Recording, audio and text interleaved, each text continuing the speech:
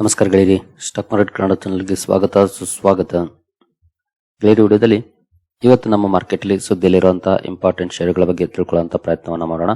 ಜೊತೆಗೆ ಇವತ್ತಿನ ನಮ್ಮ ಮಾರ್ಕೆಟ್ ಪರ್ಫಾರ್ಮೆನ್ಸ್ ನ ಬಗ್ಗೆ ಗಿಫ್ಟ್ ನಿಫ್ಟಿ ಯಾವ ಇಂಡಿಕೇಶನ್ ಕೊಡ್ತಾ ಇದೆ, ಏಷ್ಯನ್ ಮಾರ್ಕೆಟ್ಸ್ ಯಾವ ರೀತಿ ಟ್ರೇಡ್ ಆಗ್ತಿದೆ, ಯಾವೆಲ್ಲ ಸುದ್ದಿಗಳು ಮಾರ್ಕೆಟ್ ಮೇಲೆ ಇಂಪ್ಯಾಕ್ಟ್ ಮಾಡಬಹುದು, ಇದರ ಬಗ್ಗೆ ಕೂಡ ತಿಳ್ಕೊಳ್ಳೋಣ. ಮೊದಲಿಗೆ ಡಿಸ್ಕ್ಲೇಮರ್ ಕೊಡಕ್ಕೆ ಇಷ್ಟಪಡ್ತೀನಿ. ಇಲ್ಲಿ ಕವರ್ ಮಾಡ್ತಿರುವಂತ ಯಾವುದೇ ಸ್ಟಾಕ್ ಅನ್ನು ಕೂಡ ರೆಕಮೆಂಡ್ ಮಾಡ್ತಿಲ್ಲ. ನೀವು ಫರ್ದರ್ ಸ್ಟಡಿ ಮಾಡಿ ಡಿಸಿಷನ್ ತಗೊಳ್ಬಹುದು. ಆಸ್ ಎ ಎಜುಕೇಶನಲ್ ಪರ್ಪಸ್ ನಾನು ವಿಡಿಯೋ ಮುಂದೆ ತರ್ತಾ ಇದ್ದೀನಿ. ಸುದ್ದಿಗಳಿಗೆ ಹೋಗೋದಕ್ಕೆ ಮುಂಚೆ ನಿನ್ನೆ ಅಮೆರಿಕನ್ ಮಾರ್ಕೆಟ್ ನ ಪರ್ಫಾರ್ಮೆನ್ಸ್ ಅನ್ನು ನೋಡ್ಕೊಂಡು ಮುಂದುವರಿಯೋಣ. ನಿನ್ನೆ ಡೌ ಜೋನ್ಸ್ ಪರ್ಫಾರ್ಮೆನ್ಸ್ ಅನ್ನು ನೋಡಿದರೆ ನೋಡಬಹುದು 585 ಪಾಯಿಂಟ್ಸ್, 1.34% ಪಾಸಿಟಿವ್ ಪರ್ಫಾರ್ಮೆನ್ಸ್ ಡೌ ಜೋನ್ಸ್ ಅಲ್ಲಿ ನೋಡ್ಲಿಕ್ಕೆ ಸಿಕ್ಕಿದೆ. ಗ್ಯಾಪ್ ಅಪ್ ಅಲ್ಲಿ ಓಪನ್ ಆಗಿದೆ. ಆನಂತರ ಕೂಡ ಒಳ್ಳೆ ಪರ್ಫಾರ್ಮೆನ್ಸ್ ಕಂಟಿನ್ಯೂ ಆಗಿದೆ. ಓವರ್ ಆಲ್ 1.34% ಪಾಸಿಟಿವ್ ಪರ್ಫಾರ್ಮೆನ್ಸ್ ಡೌ ಜೋನ್ಸ್ ಅಲ್ಲಿ ಬಂದಿದೆ. ಇನ್ನು ನಾಸ್ಡಾಕ್ ಪರ್ಫಾರ್ಮೆನ್ಸ್ ಅನ್ನು ನೋಡಿದರೆ ಇಲ್ಲೂ ಕೂಡ 403 ಪಾಯಿಂಟ್ಸ್ ಅಥವಾ 1.95% ಪಾಸಿಟಿವ್ ಪರ್ಫಾರ್ಮೆನ್ಸ್ ಅಂದ್ರೆ ನಾಸ್ಡಾಕ್ ಆಗ್ಬೋದು ಅಥವಾ ಡೌ ಜೋನ್ಸ್ ಆಗ್ಬೋದು, ಎರಡು ಕಡೆ ನೆನೆ ಒಳ್ಳೆ ಪರ್ಫಾರ್ಮೆನ್ಸ್ ನೋಡ್ಲಿಕ್ಕೆ ಸಿಕ್ಕಿದೆ. ಒಳ್ಳೆ ಪಾಸಿಟಿವ್ ಅಲ್ಲಿ ಕ್ಲೋಸಿಂಗ್ ಅನ್ನ ಕೊಟ್ಟಿದೆ ಅಂತಾನೆ ಹೇಳ್ಬೋದು ಅಮೆರಿಕನ್ ಮಾರ್ಕೆಟ್. ಇನ್ನು ನಿನ್ನೆ ನಮ್ಮ ಮಾರ್ಕೆಟ್ ನ FIS DIS ಆಕ್ಟಿವಿಟೀಸ್ ನೋಡಿದ್ರೆ ನಿನ್ನೆ FIS ನೋಡಬಹುದು 2566 ಕೋಟಿ ನೆಟ್ ಸೆಲ್ಲಿಂಗ್ ಅನ್ನ ಮಾಡಿದ್ದಾರೆ. DIS 4386 ಕೋಟಿ ನೆಟ್ ಬೈಯಿಂಗ್ ಅನ್ನ ಮಾಡಿದ್ದಾರೆ. FIS ಸೆಲ್ಲಿಂಗ್ ಕಂಟಿನ್ಯೂ ಆಗಿದೆ. ನಿನ್ನೆ ಕೂಡ ನಮ್ಮ ಮಾರ್ಕೆಟ್ ಅಲ್ಲಿ DIS ಅಂತೂ ಬೈ ಮಾಡ್ತಿದ್ದಾರೆ ನೋಡಬಹುದು. ಇನ್ನು ನಮ್ಮ ಮಾರ್ಕೆಟ್ ನ ಮೇಲೆ ಇಂಪ್ಯಾಕ್ಟ್ ಮಾಡುವಂತ ಸುದ್ದಿಗಳ ಕಡೆ ನಾವು ಬರೋದಾದ್ರೆ ಮೊದಲಿಗೆ ನಿಮ್ಗೆಲ್ರಿಗೂ ಗೊತ್ತಿರಬಹುದು ಈಗಾಗಲೇ, ಯಾಕಂದ್ರೆ ನಮ್ಮ ವಾಟ್ಸ್ಆಪ್ ಚಾನಲ್ ಅಲ್ಲಾಗ್ಲಿ ಅಥವಾ ಎಕ್ಸ್ ಅಲ್ಲೂ ಕೂಡ ಈ ಅಪ್ಡೇಟ್ ಅನ್ನ ರಾತ್ರಿನೇ ಕೊಟ್ಟಿದೆ. ಡೊನಾಲ್ಡ್ ಟ್ರಂಪ್ ಅವರು ಮತ್ತೆ ಟ್ಯಾರಿಫ್ ಬಗ್ಗೆ ಮಾತಾಡಿದ್ದಾರೆ. ಅದರಲ್ಲೂ ಸ್ಪೆಸಿಫಿಕ್ ಆಗಿ ಇಂಡಿಯಾದ ಮೇಲೆ ಟ್ಯಾರಿಫ್ ಹಾಕೋ ಬಗ್ಗೆ, ಅಂದ್ರೆ ಈಗೇನು 25% ಹಾಕಿದ್ದಾರೆ ಅದನ್ನ ಜಾಸ್ತಿ ಮಾಡೋ ಬಗ್ಗೆ ಮಾತಾಡಿದ್ದಾರೆ. ಬಟ್ ಜಾಸ್ತಿ ಮಾಡ್ತೀನಿ ಅಂತ ಹೇಳಿದ್ದಾರೆ ಹೊರತು ಎಷ್ಟು ಮಾಡ್ತೀನಿ ಅನ್ನೋದನ್ನ ಹೇಳಿಲ್ಲ.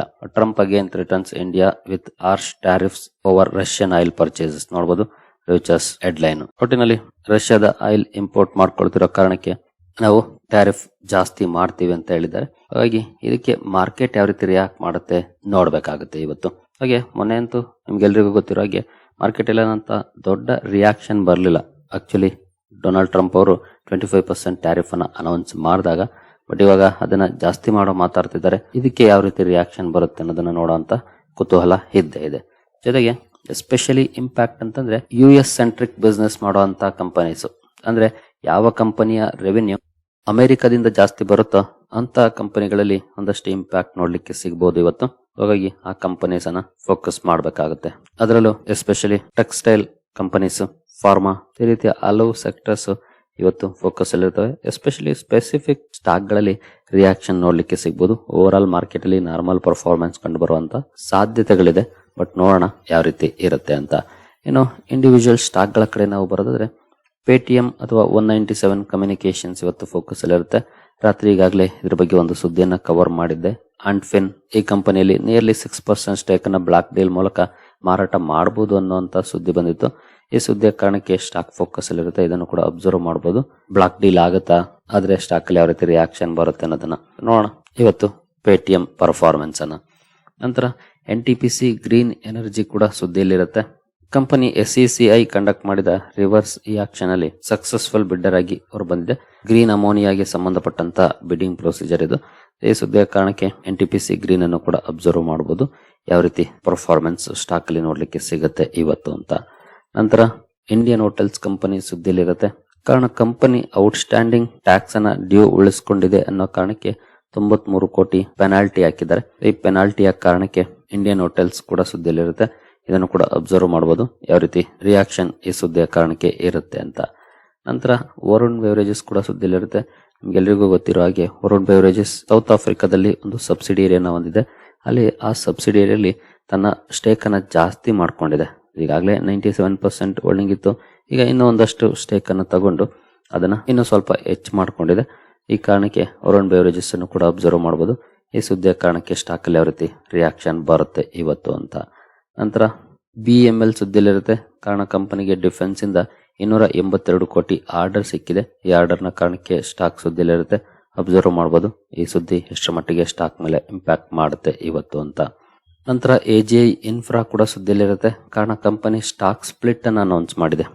1:5 ರೇಷಿಯೋದಲ್ಲಿ ಸ್ಟಾಕ್ ಸ್ಪ್ಲಿಟ್ ಅನ್ನು ಅನೌನ್ಸ್ ಮಾಡಿದೆ. ಅಂದ್ರೆ ಒಂದು ಶೇರು 5 ಶೇರುಗಳಾಗುತ್ತೆ ಮುಂದಿನ ದಿನಗಳಲ್ಲಿ. ಈ ಸ್ಟಾಕ್ ಸ್ಪ್ಲಿಟ್ ಅನೌನ್ಸ್ಮೆಂಟ್ ನ ಕಾರಣಕ್ಕೆ AGI ಇನ್ಫ್ರಾ ಕೂಡ ಅಬ್ಸರ್ವ್ ಮಾಡಬಹುದು. ಈ ಡಿಸಿಷನ್ಗೆ ಮಾರ್ಕೆಟ್ ಯಾವ ರೀತಿ ರಿಯಾಕ್ಟ್ ಮಾಡುತ್ತೆ ಇವತ್ತು ಅಂತ. ನಂತರ ಇನ್ಫೋ ಎಡ್ಜ್ ಅಥವಾ ನೌಕರಿ ಕೂಡ ಸುದ್ದಿಯಲ್ಲಿರುತ್ತೆ. ಕಂಪನಿ ತನ್ನ ಇನ್ವೆಸ್ಟ್ಮೆಂಟ್ ಅಪಾರ್ಚುನಿಟೀಸ್ ಅನ್ನ ಎಕ್ಸ್ಪ್ಲೋರ್ ಮಾಡುವ ಸಲುವಾಗಿ ಸ್ಟಾರ್ಟ್ಅಪ್ ಗಳಲ್ಲಿ ಸುಮಾರು 25 ಕೋಟಿ ಇನ್ವೆಸ್ಟ್ಮೆಂಟ್ ಅನ್ನು ಮಾಡುವಂತ ಅನೌನ್ಸ್ಮೆಂಟ್ ಅನ್ನ ಮಾಡಿದೆ. ಈ ಸುದ್ದಿಯ ಕಾರಣಕ್ಕೆ ಇನ್ಫೋ ಎಡ್ಜ್ ಅನ್ನು ಕೂಡ ಅಬ್ಸರ್ವ್ ಮಾಡಬಹುದು. ಇದೇನಾದ್ರೂ ಸ್ಟಾಕ್ ಮೇಲೆ ಇಂಪ್ಯಾಕ್ಟ್ ಮಾಡುತ್ತಾ ಇವತ್ತು ಅಂತ.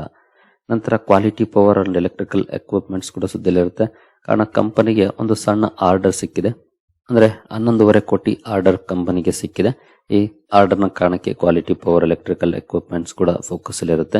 ಈ ಸ್ಟಾಕ್ ಅನ್ನು ಕೂಡ ಅಬ್ಸರ್ವ್ ಮಾಡಬಹುದು, ಯಾವ ರೀತಿ ಇಂಪ್ಯಾಕ್ಟ್ ಇರುತ್ತೆ ಮಾರ್ಕೆಟ್ ಅಲ್ಲಿ ಇವತ್ತು ಅಂತ. ನಂತರ ಗಾಡ್ಫ್ರೈ ಫಿಲಿಪ್ಸ್ ಇಂಡಿಯಾ ಲಿಮಿಟೆಡ್ ಕೂಡ ಸುದ್ದಿಯಲ್ಲಿರುತ್ತೆ. ಈ ಕಂಪನಿ ಬೋನಸ್ ಅನ್ನ ಅನೌನ್ಸ್ ಮಾಡಿದೆ. 2:1 ರೇಷಿಯೋದಲ್ಲಿ ಕಂಪನಿ ಬೋನಸ್ ಅನ್ನು ಅನೌನ್ಸ್ ಮಾಡಿದೆ. ಅಂದ್ರೆ ನಿಮ್ಮ ಹತ್ರ 1 ಶೇರ್ ಇದ್ರೆ 2 ಶೇರುಗಳನ್ನ ಕಂಪನಿ ಬೋನಸ್ ಆಗಿ ಕೊಡ್ತಾ ಇದೆ. ಈ ರೀತಿಯ ಡಿಸಿಷನ್ ಅನ್ನು ನಿನ್ನೆ ಬೋರ್ಡ್ ಅಪ್ರೂವ್ ಮಾಡಿದೆ. ಈ ಸುದ್ದಿಯ ಕಾರಣಕ್ಕೆ ಗಾಡ್ಫ್ರೈ ಫಿಲಿಪ್ಸ್ ಅನ್ನು ಕೂಡ ಅಬ್ಸರ್ವ್ ಮಾಡಬಹುದು, ಯಾವ ರೀತಿ ಮಾರ್ಕೆಟ್ ರಿಯಾಕ್ಟ್ ಮಾಡುತ್ತೆ ಈ ಸುದ್ದಿಗೆ ಅಂತ. ನಂತರ ತ್ರಿವೇಣಿ ಟರ್ಬೈನ್ ಸುದ್ದಿಲಿರುತ್ತೆ. ಕಾರಣ company CO2 based high temperature heat pump ಅನ್ನ ಲಾಂಚ್ ಮಾಡಿದೆ. Up to 122 degree Celsius heat ಅನ್ನು ಜನರೇಟ್ ಮಾಡುವಂತಹ ಪಂಪ್ ಇದು. ಈ ಹೀಟ್ ಪಂಪ್ ಲಾಂಚ್ ನ ಕಾರಣಕ್ಕೆ ತ್ರಿವೇಣಿ ಟರ್ಬೈನ್ ಅನ್ನು ಕೂಡ ಅಬ್ಸರ್ವ್ ಮಾಡಬಹುದು, ಏನಾದ್ರೂ ಇಂಪ್ಯಾಕ್ಟ್ ಆಗುತ್ತಾ ಸ್ಟಾಕ್ ನ ಮೇಲೆ ಇವತ್ತು ಈ ಸುದ್ದಿಯ ಕಾರಣಕ್ಕೆ ಅಂತ. ನಂತರ ಕೇನ್ಸ್ ಟೆಕ್ನಾಲಜಿ ಕೂಡ ಸುದ್ದಿಯಲ್ಲಿರುತ್ತೆ. ಕಾರಣ ಕಂಪನಿ ತಮಿಳುನಾಡು ಗವರ್ನಮೆಂಟ್ ನ ಜೊತೆ ಒಪ್ಪಂದವನ್ನು ಮಾಡ್ಕೊಂಡಿದೆ, ಅಂದ್ರೆ MOU ಮಾಡ್ಕೊಂಡಿದೆ. ಮುಂದಿನ 6 ವರ್ಷಗಳಲ್ಲಿ ಕಂಪನಿ ಸುಮಾರು 5,000 ಕೋಟಿಯನ್ನು ಇನ್ವೆಸ್ಟ್ ಮಾಡುವ ಸಲುವಾಗಿ. ಇದು ಲಾಂಗ್ ಟರ್ಮ್ ಇನ್ವೆಸ್ಟ್ಮೆಂಟ್ ಒಪ್ಪಂದ. ಮುಂದಿನ 6 ವರ್ಷಗಳು ಸುಮಾರು 5,000 ಕೋಟಿ. ಈ ಇನ್ವೆಸ್ಟ್ಮೆಂಟ್ ಒಪ್ಪಂದದ ಕಾರಣಕ್ಕೆ ಕೇನ್ಸ್ ಟೆಕ್ ಕೂಡ ಫೋಕಸ್ ಅಲ್ಲಿರುತ್ತೆ. ಇದನ್ನು ಕೂಡ ಅಬ್ಸರ್ವ್ ಮಾಡಬಹುದು. ಈ ಸುದ್ದಿಯ ಕಾರಣಕ್ಕೆ ಯಾವ ರೀತಿ ಪರ್ಫಾರ್ಮೆನ್ಸ್ ಬರುತ್ತೆ, ಏನಾದರೂ ಇಂಪ್ಯಾಕ್ಟ್ ಮಾಡುತ್ತಾ ಈ ಸುದ್ದಿ ಕಂಪನಿಯ ಮೇಲೆ ಇವತ್ತು ಅಂತ. ಇನ್ನು ರಿಸಲ್ಟ್ಸ್ ಕಡೆ ಬಂದ್ರೆ ಇವತ್ತು ಕೂಡ ಹಲವಾರು ಕಂಪನಿಗಳ ರಿಸಲ್ಟ್ ಇದೆ ನೋಡಬಹುದು. ಆರ್ತಿ ಸರ್ಫೆಕ್ಟೆಂಟ್ಸ್ ಇದೆ, ಅದಾನಿ ಪೋರ್ಟ್ಸ್ ಇದೆ, ಅದ್ವೈತ್ ಇದೆ, ADSL ಇದೆ, ಹಾಲ್ಸ್ಟೋನ್ ಇದೆ, ಆಂಧ್ರ ಪೇಪರ್ ಇದೆ, ಅನೂಪ್, ಸುಮಾರು ಕಂಪನಿಗಳ ರಿಸಲ್ಟ್ ಇದೆ.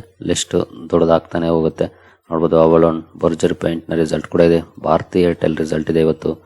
ನಂತರ BLS ಇದೆ, ಬ್ರಿಟಾನಿಯಾ ಕೂಡ ಇದೆ, ಕಾನ್ಕಾರ್ ಇದೆ, EIH ಅಥವಾ EI ಹೋಟೆಲ್ ಇದೆ, EKI ಇದೆ, EPL ನ ರಿಸಲ್ಟ್ ಇದೆ, ಎರಿಸ್ ಇದೆ, ಎಕ್ಸೈಡ್ ಇಂಡಸ್ಟ್ರೀಸ್ ಇದೆ. ಈಗ ಹಲವಾರು ಕಂಪನಿಗಳಿದೆ. ಲಿಸ್ಟ್ ದೊಡ್ಡದಿದೆ. ಆಗಸ್ಟ್ 5th ಇವುಗಳನ್ನು ಕೂಡ ಅಬ್ಸರ್ವ್ ಮಾಡಬಹುದು. ರಿಸಲ್ಟ್ಗೆ ಯಾವ ರೀತಿ ರಿಯಾಕ್ಷನ್ ಸ್ಟಾಕ್ ಗಳಲ್ಲಿ ಬರುತ್ತೆ ಅಂತ. KPI ಗ್ರೀನ್ ನ ರಿಸಲ್ಟ್ ಕೂಡ ಇದೆ. ಕೆಲವೊಂದು ಮೇಜರ್ ಕಂಪನಿಗಳು ಅಂತಂದ್ರೆ ಲುಪಿನ್ ಇದೆ ನೋಡಬಹುದು, ಎಂಟಾರ್ ಇದೆ, ಮುತ್ತೂಟ್ ಕ್ಯಾಪಿಟಲ್ ಕೂಡ ಇದೆ. ಇವುಗಳನ್ನು ಕೂಡ ಅಬ್ಸರ್ವ್ ಮಾಡಿ. ರಿಸಲ್ಟ್ ಡ್ಯೂರಿಂಗ್ ದ ಮಾರ್ಕೆಟ್ ಬಂದ್ರೆ ಇಮಿಡಿಯೇಟ್ಲಿ ರಿಯಾಕ್ಷನ್ ಕೂಡ ಸ್ಟಾಕ್ ಗಳಲ್ಲಿ ನೋಡ್ಲಿಕ್ಕೆ ಸಿಗುತ್ತೆ. ಇನ್ನು ಪ್ರೈಮರಿ ಮಾರ್ಕೆಟ್ ಕಡೆ ಬಂದ್ರೆ ಆದಿತ್ಯ ಇನ್ಫೋಟೆಕ್ IPOದ ಲಿಸ್ಟಿಂಗ್ ಇದೆ ಇವತ್ತು. ಗ್ರೇ ಮಾರ್ಕೆಟ್ ಪ್ರೀಮಿಯಂ ನೋಡಬಹುದು. ಆಸ್ ಆಫ್ ನಾವು 45% ಇದೆ. ನೋಡೋಣ ಎಷ್ಟಕ್ಕೆ ಲಿಸ್ಟ್ ಆಗುತ್ತೆ ಅಂತ. ಆದಿತ್ಯ ಇನ್ಫೋಟೆಕ್ ಪ್ರೀಮಿಯಂ ಅಂತೂ 45% ಇದೆ. ಇನ್ನೊಂದು IPOದ ಲಿಸ್ಟಿಂಗ್ ಕೂಡ ಇದೆ ಇವತ್ತು. ಲಕ್ಷ್ಮಿ ಇಂಡಿಯಾ ಫೈನಾನ್ಸ್, ಇದರ ಪ್ರೀಮಿಯಂ ನೋಡಬಹುದು ನಿಯರ್ಲಿ 3% ಇದೆ. 2 ಕಂಪನಿಗಳ ಲಿಸ್ಟಿಂಗ್ ಇರುತ್ತೆ ಇವತ್ತು. ಎರಡನ್ನು ಕೂಡ ಅಬ್ಸರ್ವ್ ಮಾಡಬಹುದು, ಯಾವ ರೀತಿ ಇರುತ್ತೆ ಲಿಸ್ಟಿಂಗ್ ಅಂತ. ಇನ್ನು ಗಿಫ್ಟ್ ನಿಫ್ಟಿ ಕಡೆ ಬಂದ್ರೆ ಗಿಫ್ಟ್ ನಿಫ್ಟಿಯಲ್ಲಿ ನೋಡಬಹುದು ನಾರ್ಮಲ್ ಪರ್ಫಾರ್ಮೆನ್ಸ್ ಇದೆ. ಯಾಕೆ ನಾರ್ಮಲ್ ಅಂತ ಹೇಳ್ತಾ ಇದ್ದೀನಿ ಅಂತಂದ್ರೆ, ಡೊನಾಲ್ಡ್ ಟ್ರಂಪ್ ಅವರು ಟ್ಯಾರಿಫ್ ಅನ್ನ ಜಾಸ್ತಿ ಮಾಡುವಂತ ಮಾತಾಡಿದ್ದಾರೆ. ಇಂತಹ ಸಂದರ್ಭದಲ್ಲಿ ಏನಾದ್ರೂ ಗಿಫ್ಟ್ ನಿಫ್ಟಿ ರಿಯಾಕ್ಷನ್ ಇದೆಯಾ ಅಂತ ನೋಡಿದ್ರೆ ರಿಯಾಕ್ಷನ್ ಏನು ಅಂತ ದೊಡ್ಡ ಮಟ್ಟದಲ್ಲಿ ಇಲ್ಲ ಅಂತಾನೆ ಹೇಳ್ಬೋದು. 27 ಪಾಯಿಂಟ್ಸ್ ಅಥವಾ 0.1% ಡೌನ್ ಅಲ್ಲಿ ಟ್ರೇಡ್ ಆಗ್ತಾ ಇದೆ. ನಾರ್ಮಲ್ ಪರ್ಫಾರ್ಮೆನ್ಸ್ ಅಂತ ಹೇಳ್ಬೋದು. ಹಾಗೆ ಏಷ್ಯನ್ ಮಾರ್ಕೆಟ್ ಗಳನ್ನು ನೋಡಿದ್ರೆ ಇದರಲ್ಲಿ ಪಾಸಿಟಿವ್ ಟ್ರೆಂಡ್ ಇದೆ. ಜಕಾರ್ತಾ ಕಾಂಪೋಸಿಟ್ ಹಾಗೂ ಆಂಗ್ಸಂಗ್ ಮಾತ್ರ ಸ್ವಲ್ಪ ನೆಗೆಟಿವ್ ಅಲ್ಲಿ ಟ್ರೇಡ್ ಆಗ್ತಿದೆ. ಇನ್ನೆಲ್ಲನೂ ಕೂಡ ಪಾಸಿಟಿವ್ ಪರ್ಫಾರ್ಮೆನ್ಸ್ ಅನ್ನ ಕೊಡ್ತಿದ್ದಾರೆ. ಇನ್ನು ಡೌ ಜೋನ್ಸ್ ಫ್ಯೂಚರ್ಸ್ ಕೂಡ ಪಾಸಿಟಿವ್ ಇದೆ ನೋಡಬಹುದು. ಬಟ್ ಫ್ಯೂಚರ್ಸ್ ಏನಷ್ಟು ಇಂಪ್ಯಾಕ್ಟ್ ಮಾಡ್ತಿಲ್ಲ. ಯಾಕೆಂತಂದ್ರೆ ನಿಮಗೆ ಗೊತ್ತಿರೋ ಹಾಗೆ ಇತ್ತೀಚಿನ ದಿನಗಳಲ್ಲಿ ಅಮೆರಿಕನ್ ಮಾರ್ಕೆಟ್ ಒಳ್ಳೆ ಪರ್ಫಾರ್ಮೆನ್ಸ್ ಅನ್ನೇ ಮಾಡ್ತಾ ಇದೆ. ನಮ್ಮ ಮಾರ್ಕೆಟ್ ಸ್ವಲ್ಪ ಮಟ್ಟಿಗೆ ಸ್ಟ್ರಗಲ್ ಮಾಡ್ತಿರೋದು. ಅದಕ್ಕೆ ಹಲವು ಕಾರಣಗಳಿದಾವೆ, ನಿಮ್ಗೆಲ್ರಿಗೂ ಗೊತ್ತೇ ಇದೆ. ಒಟ್ಟಿನಲ್ಲಿ ಗಿಫ್ಟ್ ನಿಫ್ಟಿಯಲ್ಲಿ ಏನಂತ ದೊಡ್ಡ ನೆಗೆಟಿವ್ ರಿಯಾಕ್ಷನ್ ಇಲ್ಲ ಸದ್ಯದ ಮಟ್ಟಿಗೆ. ನೋಡೋಣ, ಫಾರ್ ದ ಬೆಸ್ಟ್ ಅದಷ್ಟೇ ನಮ್ಮಿಂದ ಸಾಧ್ಯ ಇರೋದು. ಆಸ್ ಆಫ್ ನಾವು ನಾರ್ಮಲ್ ಪರ್ಫಾರ್ಮೆನ್ಸ್ ಇದೆ. ನೋಡೋಣ ಯಾವ ರೀತಿ ಇರುತ್ತೆ ಇವತ್ತು ಪರ್ಫಾರ್ಮೆನ್ಸ್ ಅಂತ. ಸರಿ ಗೆಳೆಯರಿ, ಈ ಎಲ್ಲ ಅಪ್ಡೇಟ್ಸ್ ನಿಮ್ಗೆ ಇಷ್ಟ ಆಗಿದೆ ಅಂದ್ಕೊಳ್ತೀನಿ. ಹಾಗೆ ನೀವೇನಾದ್ರೂ ನಮ್ಮ SMK ಅಪ್ಡೇಟ್ಸ್ ವಾಟ್ಸ್ಆಪ್ ಚಾನಲ್ ಅನ್ನ ಜಾಯ್ನ್ ಆಗಿಲ್ಲ ಅಂತಂದ್ರೆ ಚಾನಲ್ ಡಿಸ್ಕ್ರಿಪ್ಷನ್ ಅಲ್ಲಿ ಚಾನಲ್ ಲಿಂಕ್ ಇದೆ. ಅಂದ್ರೆ ಇಲ್ಲಿದೆ ನೋಡಬಹುದು 3 more ಲಿಂಕ್ಸ್ ಅಂತ ಇದೆ. ಇದ್ರ ಮೇಲೆ ಕ್ಲಿಕ್ ಮಾಡಿದ್ರೆ ನಿಮಗೆ ವಾಟ್ಸ್ಆಪ್ ಚಾನಲ್ ಲಿಂಕ್ ಸಿಗುತ್ತೆ. ಅದರ ಮೂಲಕ ಜಾಯ್ನ್ ಆಗ್ಬೋದು. ಅಲ್ಲೂ ಕೂಡ ಹಲವು ಅಪ್ಡೇಟ್ ಗಳನ್ನ ಕೊಡ್ತಾ ಇರ್ತೀವಿ ಡ್ಯೂರಿಂಗ್ ದ ಮಾರ್ಕೆಟ್ ಕೂಡ. ಸರಿ ಗೆಳೆಯರಿ, ಈ ವಿಡಿಯೋ ನಿಮಗೆ ಇಷ್ಟ ಆಗಿದೆ ಅಂದ್ಕೊಳ್ತೀನಿ.